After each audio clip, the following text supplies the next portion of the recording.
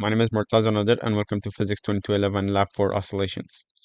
This lab examines the motion of an energy changes involved in an oscillating mass. I'll first introduce some key ideas, formulas, and diagrams. I'll then analyze the motion of the mass using tracker and construct a computational model to predict this motion.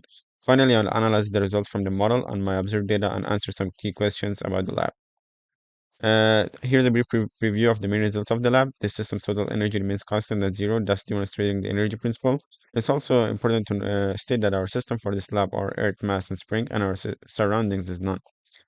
So some of the key ideas explored in this lab are listed here. I use Newton's second law, the momentum principle, to iteratively predict the motion of the mass as I know the net force acting on the ball at any given point. This net force is comprised of the force due to gravity and the spring force. I also applied the energy principle to the slab to calculate the change in total energy at any point by summing the individual changes in energy. These include the changes in kinetic energy, gravitational potential energy, and spring potential energy. So the formulas are listed here. I use a velocity update and position update formulas to model the change in the ball's motion. To do this, I calculate the net force acting on the ball, which is just the sum of the force due to gravity and the spring force, whose formulas are shown here. I also calculate the change in each type of energy, kinetic energy, gravitational potential energy, and spring potential energy. Finally, in this lab, I've taken the system to be the mass, the spring, and the earth, like I stated before. Hence, although the earth does work on the ball, no work is done on the system as a whole. Therefore, W is equal to 0 and delta E is equal to 0 too. And the formula can be expanded to include each individual type of energy as I've done below. Uh, I used this video here, which was I plotted the X and Y positions in tracker for each frame. I chose my axis such that positive X points to the right and positive Y points upwards. Here are two excerpts from my code for the computational model. I first set the mass of the ball and its initial position and velocity vectors. I then defined g, the acceleration due to gravity close to Earth's surface, the spring constant, which I calculated using the period of oscillation in the y direction, and L0, the relaxed length of the spring.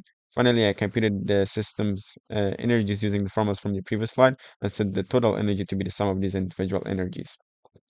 In the calculation loop, I calculated the force due to gravity and spring force using formulas from before, and then set the net force equal to the sum of these two forces. I then applied the momentum principle using the two formulas shown here to update the ball's position and velocity. I then updated the spring and recalculated L hat, and the S, the spring displacement from its equilibrium position. And finally, I calculated the change in each form of energy using the same equations from the previous slide. Here's a video of the program in action. The graph shows the change in energy versus time. The second and third graphs show the y position versus time and the x position versus time. Here's a closer look at the first graph where we see the change in energy versus time. The gravitational potential energy and the spring potential energy more or less switch back and forth as seen by the fact that they oscillate roughly opposite each other.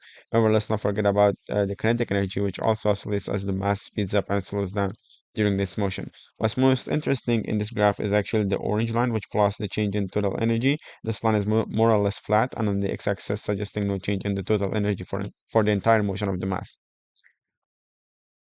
And here is a closer look at the second and third graphs. In both graphs, the predicted and observed motion line up pretty well. However, for the x position versus time graph, we see that the two lines deviate a bit far for later time values. This could be down to the fact that I calculated the spring constant using time period for oscillation using the data for the y position, which may not line up perfectly with the x position data, thus resulting in this discrepancy.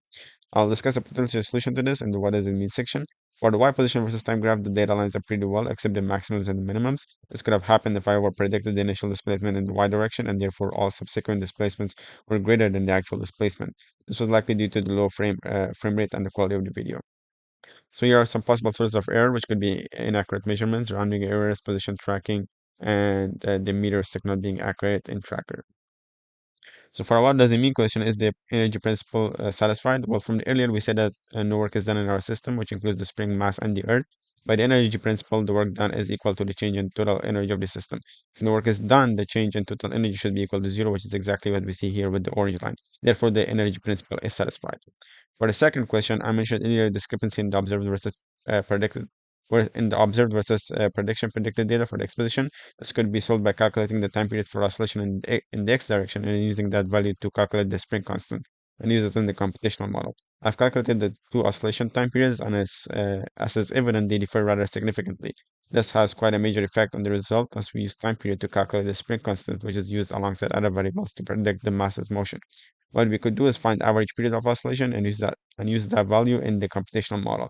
Or we could use different time periods of oscillation in the x and y direction and hence have different spring constants for motion in different directions. Thank you very much for your time, and I hope you learned something.